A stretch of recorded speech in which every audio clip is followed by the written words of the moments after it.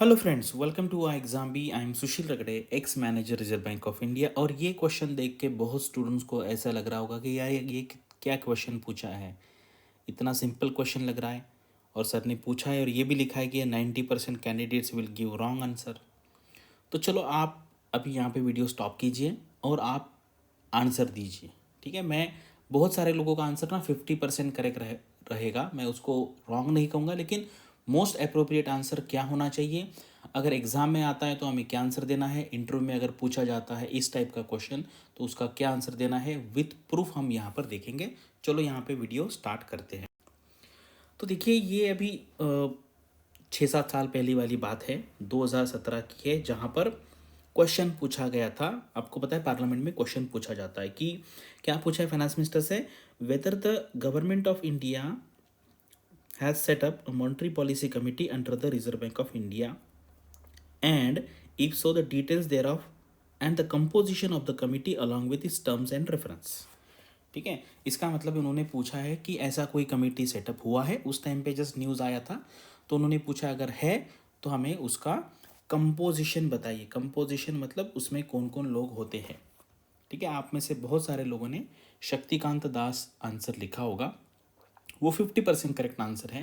Correct answer क्या होना चाहिए, चेयरपर्सन होते हैं गवर्नर ऑफ आरबीआई, इसको कहते हैं एक्स ऑफिसियो। ठीक है, यहाँ पे शक्तिकांत दास या उस टाइम पे मान लीजिए अगर रुजित पटेल होंगे तो उनका नाम लिखना चाहिए था, ऐसे नहीं लिखा है। क्या लिखा है, एक्स ऑफिसियो, यानी कि जो गवर्नर के ऑफिस में बैठेगा वो ऑटोमेटिक यहाँ पे चेयरपर्सन बन जाएगा।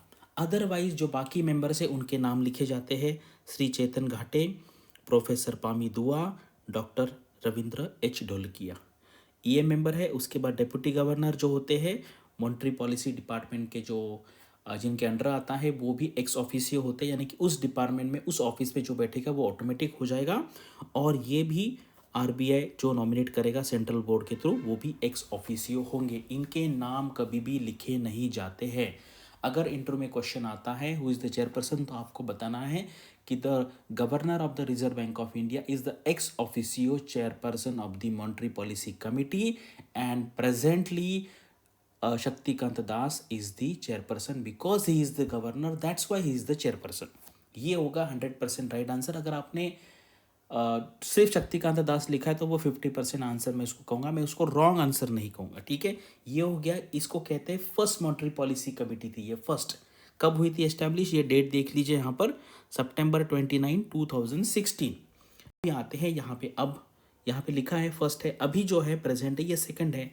यहाँ पे भी आरबीआई के वेबसाइट पे क्या लिखा है, ऐसा कहीं पे भी नहीं लिखा है कि एमपीसी के चेयरमैन शक्तिकांत दास है। क्या लिखा है यहाँ पे, governor of the Reserve Bank of India chairperson ex officio, deputy governor of the Reserve Bank of India in charge of the monetary policy and one officer of the Reserve Bank of India to be nominated by the central government या central board. RBI का जो central board है वो nominate करता है। और present बाकी member कौन है, जिनके स्पेसिफिकली नाम लिखे हैं, आरबीआई के गवर्नर चेंज हो जाए, डिप्टी गवर्नर चेंज हो जाए, ये मेंबर उनके पर्सनल कैपेसिटी पे रहेंगे। Professor Ashima Goyal madam, professor Jayant Verma sir हैं, डॉक्टर शशांक भिड़े सर हैं। तो आपको अभी पता चल गया होगा कि इस टाइप के क्वेश्चन हैं।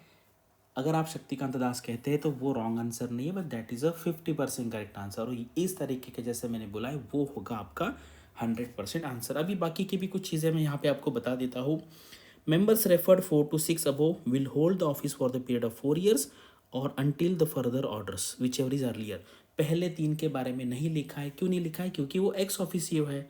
जब तक वो ऑफिस में रहेंगे तब तक वो मेंबर रहेंगे, जब वहाँ से चले जाएंगे ऑटोमेटिकली वो यहाँ से भी चले जाएंगे।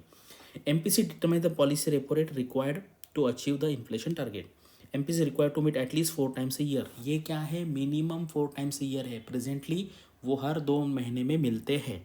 The quorum for the meeting of the MPC is 4 members. इसका मतलब है अगर गवर्नर मीटिंग में नहीं आएंगे तो मीटिंग होगी क्या, होगी।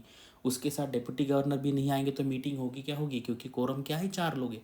कोई भी 4 लोग आ जाएंगे तो मीटिंग यहाँ पे होगी। कोरम यानी कि minimum members required to conduct a meeting. Each member of the MPC has one vote and the event of the equality of the votes the governor has the second casting vote। यानी कि 3 लोगों ने yes कहा rates बढ़ाना है, 3 लोगों ने नहीं कहा है, गवर्नर पहले मान लीजिए ये साइड में है, अब इक्वल हो गया, गवर्नर अब इस केस में फिर से वोट देंगे तो ये 4-3 यहाँ पर हो जाएगा, यानी कि यहाँ पे रेट बढ़ जाएगा, तो उसको कहते हैं casting vote. Each member of monetary policy committee rights a statement specifying the reasons for voting in favour of और अगेंस्ट द प्रपोज रिजोल्यूशन, यानी कि उनको रीज़न बताना पड़ेगा, ऐसा नहीं कि रेट बढ़ाना है घटाना है या सेम रखना है। तो ये बहुत इंपॉर्टेंट है।